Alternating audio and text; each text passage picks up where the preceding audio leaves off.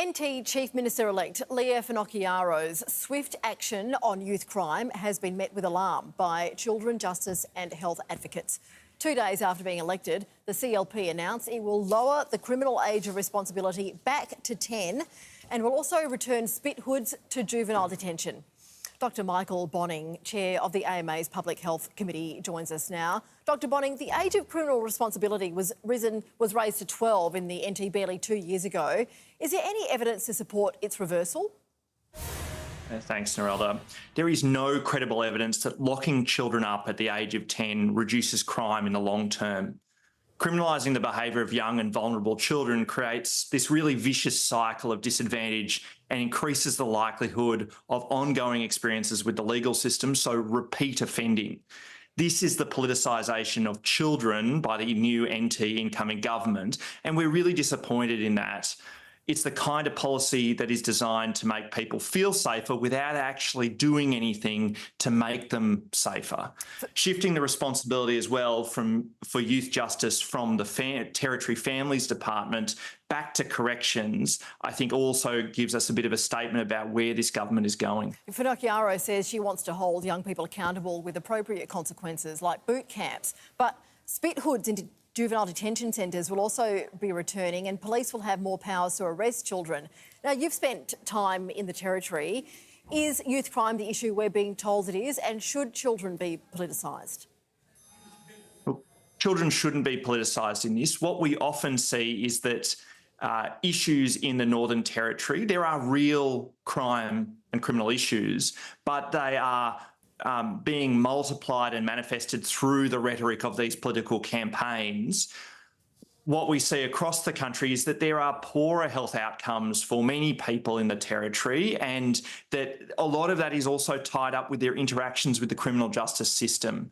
We know that criminalising and incarcerating children at a young age has negative effects across developmental impacts, recidivism, and we know that there are there are hazards for us as a society in terms of our ability to look after and engage these people in society as they get older.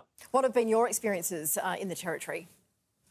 Look, what we've seen a lot of the time up there is that there are events that are associated with disagreements or major issues between families or other groups in the Territory and they play out, and they have to have a sense of law and order up there, but also there has to be a recognition that this sometimes stems from generational trauma and violence that is perpetuating and playing this out in that way by just focusing on detention and not focusing on better ways of engaging with the community and ensuring that there are community-led approaches, we'll see unfortunately, what we'd expect, which is lots more young people in detention and therefore lots more harm in the long run. Well, let's look at some of these measures that are going to be reintroduced. Incarceration of 10-year-olds, spit hoods that had been banned in the NT for 6 years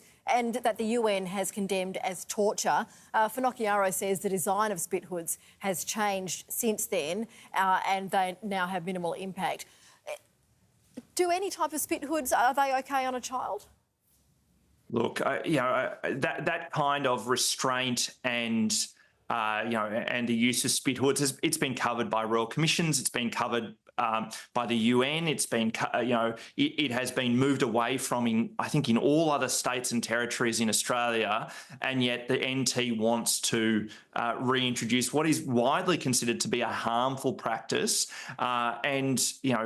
often, even by the report put out by the Children's Commissioner last week, to be a violation of children's rights. Fetal alcohol syndrome is a major issue in the Northern Territory. Are you concerned that there are children in custody who shouldn't be behind bars? I'm concerned about any child who is in custody being behind bars. That is absolutely a concern of all of us, that young people who aren't old enough to have a social media account, aren't old enough to make medical decisions on their own, aren't old enough to be responsible to drive, to vote, to do any of these other things, are also going to be incarcerated and potentially for long periods of time, and without a focus on how do we actually shape their development properly? We've just got a few seconds with you, but what's your message to the CLP government from the AMA? Look, I think. Yeah, I think you have to focus on better justice investment and support for community-led diversion. There's just no way that continuing this pathway of increasing the number of young people in detention is going to solve the social and criminal crisis that we have in the Northern Territory. We've got to lead with how do we change the trajectory of the lives of these young people, and that's not by putting them in jail. Dr. Michael Bonning, thank you so much for your time.